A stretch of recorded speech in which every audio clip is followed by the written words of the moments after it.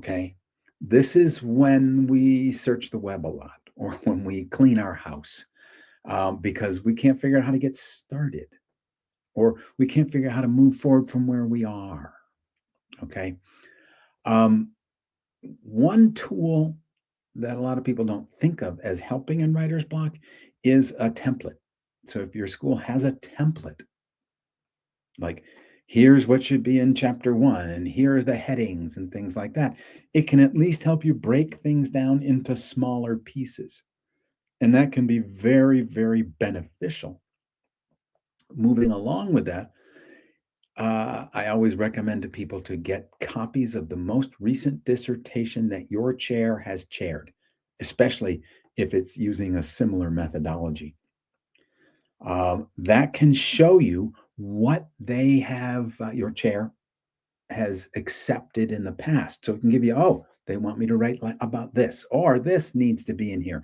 So having some targets to shoot at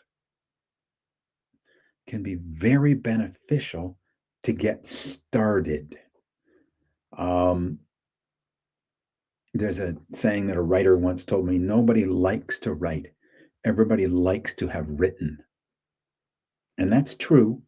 And, let's get you to the point of having written. So, writer's block is breaking into small pieces, finding tools that can help you get there. And I'm going to suggest one other thing. Um, you can use AI, ChatGPT, Gemini, whatever AI you're comfortable with. And I'm not telling you to use AI to write something for you and use it as your product. I'm saying use AI to say, can you give me a sample of?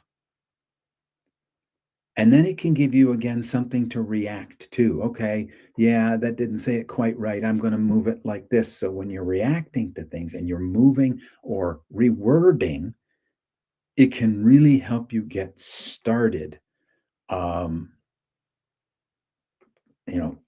Getting over writer's block, getting started in the process. So I think this can be, it's getting started can be a really big issue. Now, in academia, and we tend to encourage this unintentionally, I think, many times, is people are looking for perfection and not knowing what's good enough. Okay. You've never done this before. Why would you know what is appropriate or what is right? Yes, you can look at previous things that have been written. Yes, you can bounce things off your committee and others, but on your own, why would I know what is enough? So I've seen too many people try for perfection and keep trying and keep rewriting and keep. But the thing is, you in your little cocoon of writing at your home or your office or wherever you're doing this, you actually don't know what perfection is. It's not like you're bowling and you're going for a 300 and that's a perfect score. You just don't know because you haven't done it. And you aren't the keeper of perfection, it's your committee. So you have to start understanding when I think I've got this right, and then let someone else look at it. Give it to your chair. So your chair can tell you, okay, this is good, or move this direction, or this isn't exactly what we're looking for. We need this.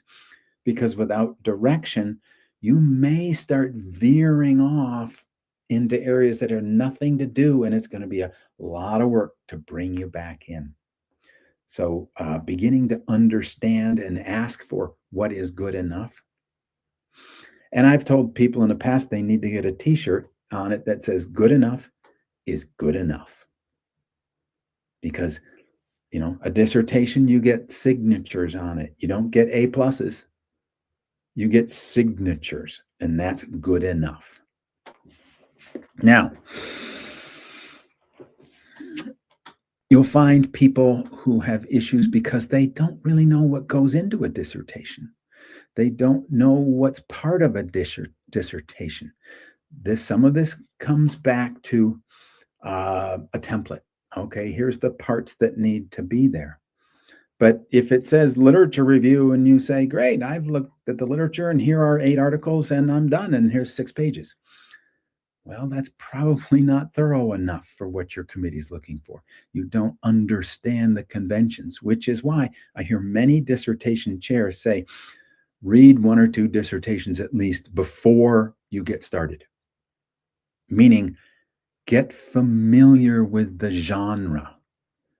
If you're going to write a mystery, then you better know what entails a mystery entails, what goes into a mystery novel. If you're going to write a history book, you're going to need to know about how to structure a historical book. If you're going to write a dissertation, understand what is requested of you in a dissertation. And if you're going to write a dissertation, that's a different model. For example, the 3-paper dissertation. Understand what's required for your 3 papers and if something else is also required.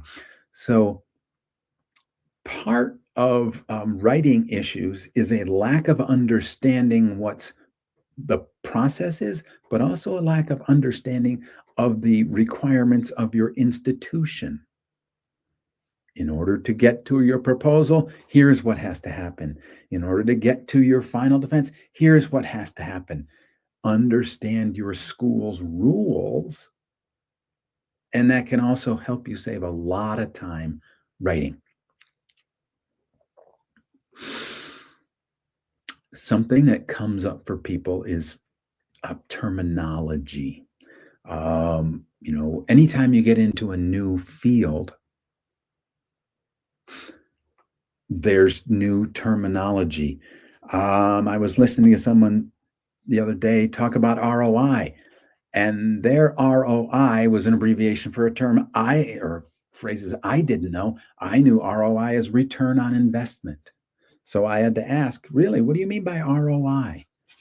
So when there is new terminology, if there is new ways of thinking about it to you, then you need to do some research. You need to ask people, really, what do you mean by that?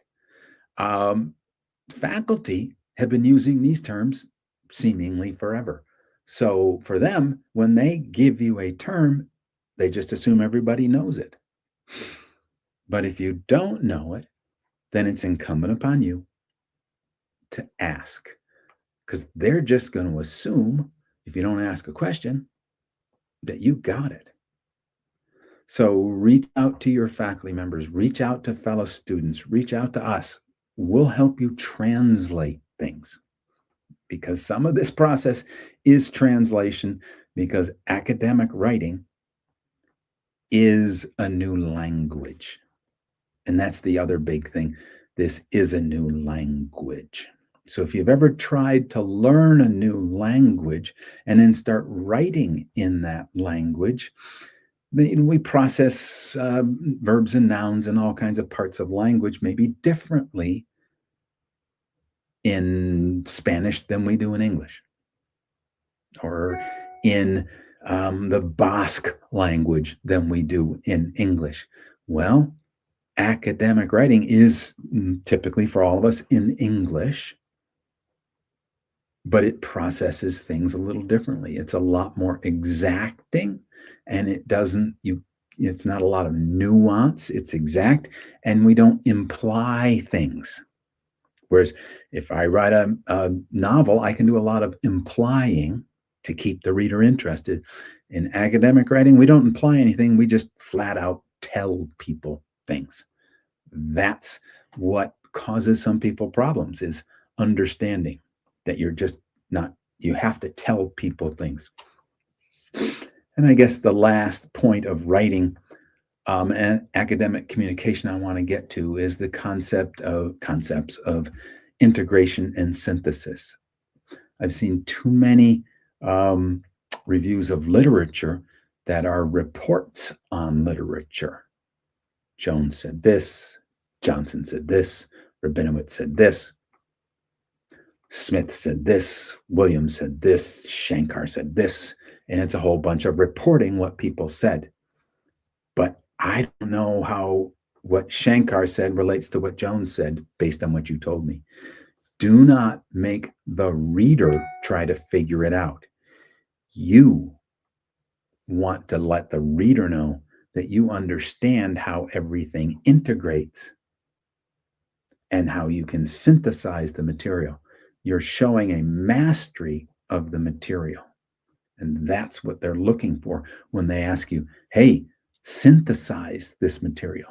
Show us you understand it and you understand what it all means and where the research you want to do fits within the field that you're studying.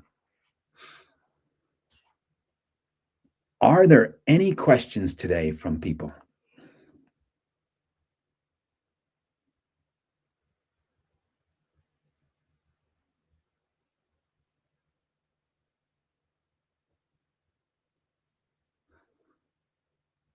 Well, I'm not hearing any questions. So I want to just end by saying writing problems can be overcome, lack of understanding can be overcome by just some hard work and asking and trying to understand the field in which you are working.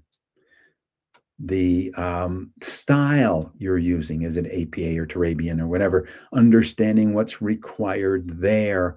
That once you get that down, you're going to avoid a lot of problems. And through everything, I wish you a lot of luck because I want you all to finish, graduate, and go out and change the world. Have a great day.